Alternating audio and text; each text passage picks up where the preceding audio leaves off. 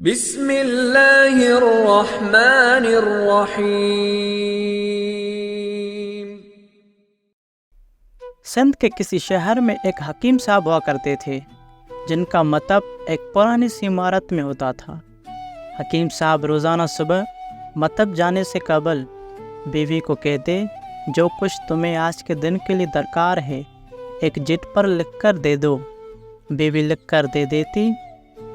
آپ دکان پر آ کر سب سے پہلے وہ چٹ کھولتے۔ بیوی نے جو کچھ چیزیں لکھی ہوتیں ان کے سامنے ان چیزوں کی قیمت درج کرتے، پھر ان کا ٹوٹل کرتے، پھر اللہ سے دعا کرتے کہ یا اللہ، میں صرف تیرے ہی حکم کی تعمیل میں تیری عبادت چھوڑ کر یہاں دنیا داری کے چکروں میں آ بیٹھا ہوں۔ جو بھی تو میرے لیے آج کی رقم کا بندوبست کر دے گا میں اسی وقت یہاں سے اٹھ جاؤں گا۔ اور پھر یہی ہوتا، کبھی صبح کے 9:30، کبھی 10 بجے حکیم صاحب مریضوں سے فارغ ہو کر واپسی اپنے گاؤں چلے جاتے۔ ایک دن حکیم صاحب نے دکان کھولی، رقم کا حساب لگانے کے لیے چٹ کھولی۔ وہ چٹ کو دیکھتے کہ دیکھتے ہی رہ گئے۔ ایک مرتبہ تو ان کا دماغ ہی گم گیا۔ ان کو اپنی آنکھوں کے سامنے تارے چمکتے نظر آ رہے تھے، لیکن جلد ہی انہوں نے اپنے حساب پر قابو پا لیا۔ آٹے دال وغیرہ کے بعد بیگم نے لکھا تھا، بیٹی کے جہیز کا سامان۔ کچھ دیر سوچتے رہے، پھر چیزوں کی قیمت لکھنے کے بعد جہیز کا سامان لکھا۔ یہ اللہ کا کام ہے، اللہ جانے۔ ایک تو مریض آئے ہوئے تھے، ان کو حکیم صاحب دوائی دے رہے تھے۔ اسی دوران ایک بڑی سی کار ان کے مطب کے سامنے آ کر رکی۔ حکیم صاحب نے کار یا صاحب کار کو کوئی توجہ نہ دی، کیونکہ کئی کاروں والے ان کے پاس آتے رہتے تھے۔ دونوں مریض دوائی لے کر چلے گئے۔ وہ سٹٹ بٹ صاحب کار سے باہر نکلے اور سلام کر کر بینچ پر بیٹھ گئے۔ حکیم صاحب نے کہا، اگر آپ نے اپنے لیے دوائی لینی ہے تو ادھر اسٹول پر آ کر بیٹھ جائیں تاکہ میں آپ کی نبض دیکھ لوں، اور اگر کسی مریض کے لیے دوائی لے کر جانی ہے تو بیماری کی کیفیت بیان کریں۔ وہ صاحب کہنے لگے، حکیم صاحب، میرا خیال ہے آپ نے مجھے پہچانا نہیں، اور آپ مجھے پہچان بھی کیسے سکتے ہیں؟ 13 یا 14 سال بعد آپ کے مطب میں داخل ہوا ہوں۔ آپ کو گزشتہ ملاقات کا احوال سنا دوں تو آپ کو ساری بات یاد آ جائے گی۔ جب میں پہلی مرتبہ یہاں آیا تھا تو وہ میں خود نہیں آیا تھا، خدا مجھے یہاں آپ کے پاس لایا تھا، کیونکہ خدا کو مجھ پر رحم آ گیا تھا۔ وہ میرا گھر آباد کرنا چاہتا تھا۔ وہ اس طرح تھا کہ میں کراچی سے لاڑکانہ اپنی کار میں اپنے ابائی گھر جا رہا تھا۔ آپ کے دکان کے سامنے میری کار پنچر ہو گئی۔ ڈرائیور کار کا پہیہ اتار کر پنچر لگوانے چلا گیا۔ آپ نے دیکھا کہ میں گرمی میں کار کے پاس کھڑا ہوں۔ آپ میرے پاس آئے اور اپنے مطب کی طرف اشارہ کیا اور کہا، ادھر کرسی پر جا کے بیٹھ جائیں۔ میں نے آپ کا شکریہ ادا کیا اور کرسی پر آ کر بیٹھ گیا۔ ڈرائیور نے کچھ زیادہ ہی دیر لگا دی تھی۔ ایک چھوٹی سی بچی آپ کی میز کے پاس کھڑی تھی اور بار بار کہہ رہی تھی، چلیں نا، مجھے بھوک لگی ہے۔ آپ اس سے کہہ رہے تھے، بیٹی تھوڑا صبر کرو، ابھی چلتے ہیں۔ میں نے یہ سوچ کر کہ کتنی دیر سے آپ کے پاس بیٹھا ہوں، مجھے کوئی دوائی آپ سے خریدنی چاہیے تاکہ آپ میرے بیٹھنے کو زیادہ محسوس نہ کریں۔ میں نے کہا کہ حکیم صاحب، میں 8 سال سے لندن میں ہوتا ہوں۔ لندن جانے سے قبل میری شادی ہو گئی تھی، لیکن ابھی تک اولاد کی نعمت سے محروم ہوں۔ یہاں میں بہت علاج کیا اور وہاں لندن میں بھی، لیکن ابھی قسمت میں مایوسی کے سوا کچھ نہیں دیکھا۔ آپ نے کہا، میرے بھائی تو بعد تک فار پڑو، خدا را اپنے خدا سے یوں مایوس نہ ہو۔ یاد رکھو، اس کے خزانے میں کسی چیز کی کمی نہیں۔ اولاد، مال و اسباب، غمی خوشی اور زندگی موت، ہر چیز اسی کے ہاتھ میں ہے۔ کسی حکیم یا ڈاکٹر میں شفا نہیں ہوتی، اور نہ ہی کسی دوا میں شفا ہوتی ہے۔ شفا اگر ہونی ہے تو اللہ کے حکم سے ہونی ہے، اولاد دینی ہے تو اسی نے دینی ہے۔ مجھے یاد ہے آپ باتیں کرتے جا رہے تھے اور ساتھ ساتھ پوڑیاں بنا رہے تھے۔ تمام دوائیاں آپ نے 2 حصوں میں تقسیم کر کے 2 لفافوں میں ڈالی۔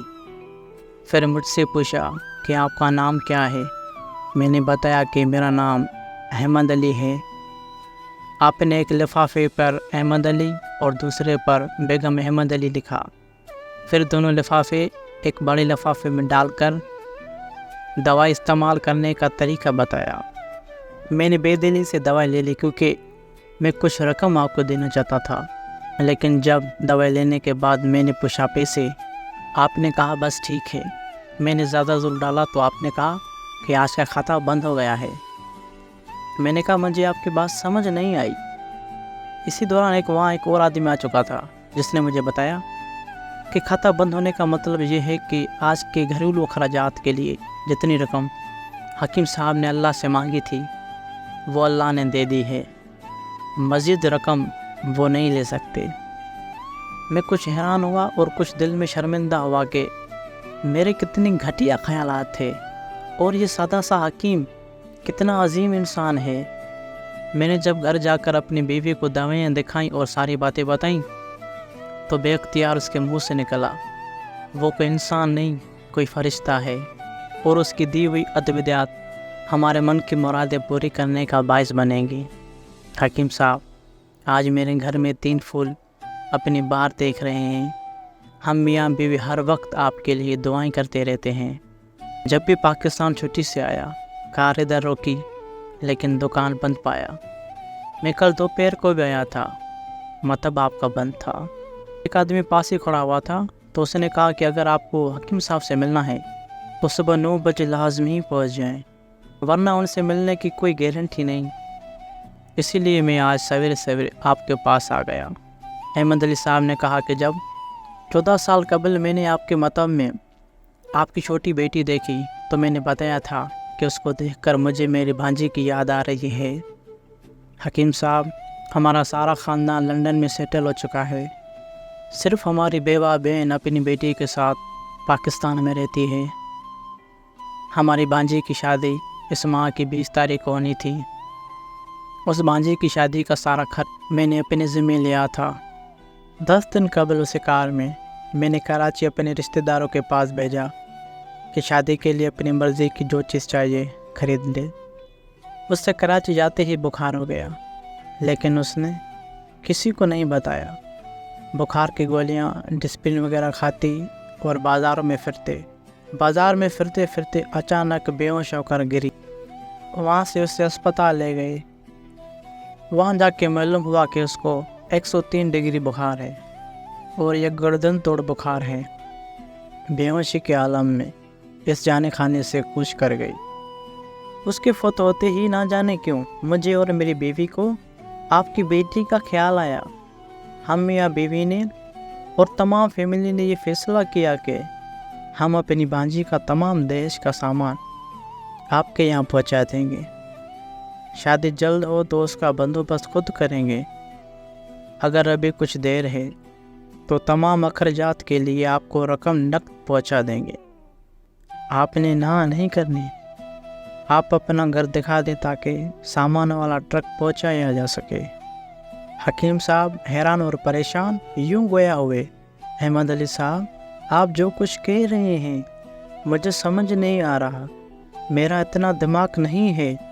میں نے تو آج صبح جب بیوی کے ہاتھ کی لکھی ہوئی چٹ یہاں آ کر کھول کر دیکھی تو مرچ مسالے کے بعد جب میں نے یہ الفاظ پڑھے کہ بیٹی کے جہیز کا سامان، تو آپ کو معلوم ہے میں نے کیا لکھا؟ آپ خود ذرا یہ چٹ دیکھ لیں۔ احمد علی صاحب یہ دیکھ کر حیران رہ گئے کہ بیٹی کے جہیز کے سامنے لکھا ہوا تھا، یہ کام اللہ کا ہے، اللہ جانے۔